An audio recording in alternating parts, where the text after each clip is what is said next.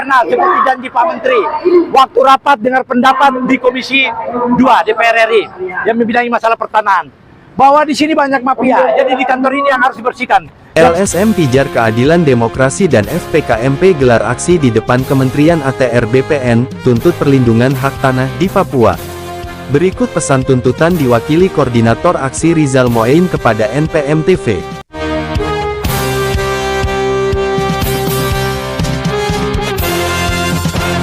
Aspirasi kami sudah yang ke-7 kali. Ada 3 case di Papua. Yang pertama terkait dengan pendaftaran tanah yang beririsan dengan Kementerian Keuangan yang mendalilkan bahwa barang tanah adat suku Ireu sebagai barang milik negara. Mereka mengacu sama Undang-Undang Nomor 1 Tahun 2004 tentang Perbendaharaan Negara di pasal 10 bahwa barang milik negara adalah semua barang yang dibeli dibiayai atas beban APBN. Yang jadi pertanyaan bahwa kalau itu barang milik negara, mana bukti-bukti otentik bahwa tanah adat itu sudah pernah dilakukan proses pencabutan hak pelepasan adat yang berlaku sampai hari ini secara turun-temurun, apalagi dengan hadirnya Undang-Undang Nomor 21 Tahun 2001 yang ditandatangani oleh Presiden Megawati dan kemarin diperpanjang dengan Undang-Undang Nomor 2 Tahun 2021 oleh Pak Presiden Jokowi. Sangat tegas dan jelas di situ. Di pasal 1 huruf S tentang hak ulayat, tentang masyarakat hukum adat, tentang orang asli Papua, dan dipertegas di pasal 43 bahwa pemerintah Republik Indonesia, pemerintah Provinsi Papua atas nama pemerintah Republik Indonesia mengakui, menghormati, melindungi, dan memberdayakan hak-hak masyarakat adat beserta hak-hak tradisionalnya. Saya pikir sejelas dan tegas. Implementasi daripada Undang-Undang Otonomi Khusus Papua, ada Perdasus Nomor 20 Tahun 2008 tentang peradilan adat.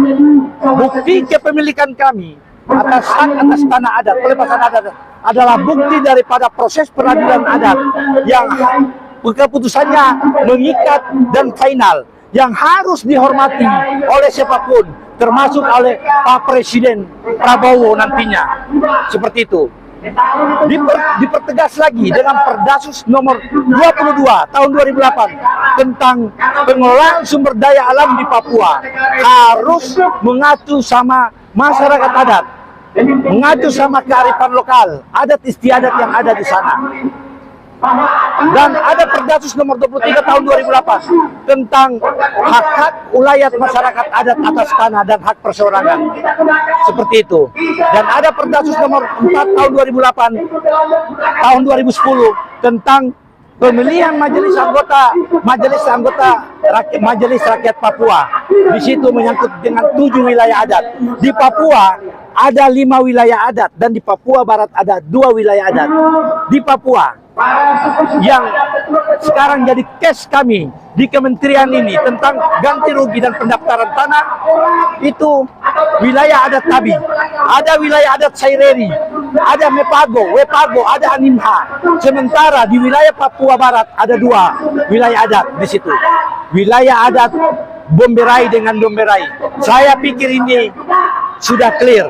Kalau mau dikolaborasikan dengan undang-undang positif yang lain, sebelum ada peraturan pemerintah pengganti undang-undang nomor 51 tahun 1960 tentang larangan pemakaian tanah tanpa izin yang berhak atau kuasanya. Saya pikir semuanya itu dikunci dengan Undang-Undang Nomor 5 Tahun 1960 tentang Undang-Undang Pokok Agraria. Sangat jelas di situ.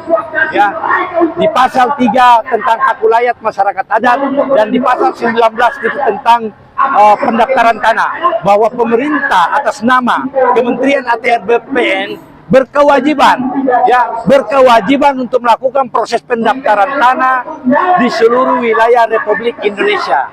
Itu kewajiban. Menteri yang baru ini, harapannya seperti apa? Harapan kami untuk dilakukan bersih-bersih di internal seperti janji Pak Menteri waktu rapat dengar pendapat di Komisi 2 DPR RI yang membidangi masalah pertanahan, bahwa di sini banyak mafia. Jadi di kantor ini yang harus dibersihkan. Yang tadi kami sebutkan nama-namanya, ya, yang kami sebutkan nama-nama itu. Jelas ada bukti.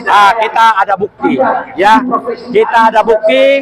Kalau orang-orang yang tadi kami sebutkan, ya dia tidak berkenan, ada hak konstitusional yang dia sampaikan, silakan melaporkan kami kepada penegak hukum, ya, terkait dengan pencemaran nama baik, terkait dengan undang-undang IT. Kami siap sebagai rakyat mencari keadilan. Kami tidak akan gentar menghadapi para bajingan, penjahat-penjahat konstitusi dan teroris-teroris konstitusi yang ada di Republik ini. Demikian.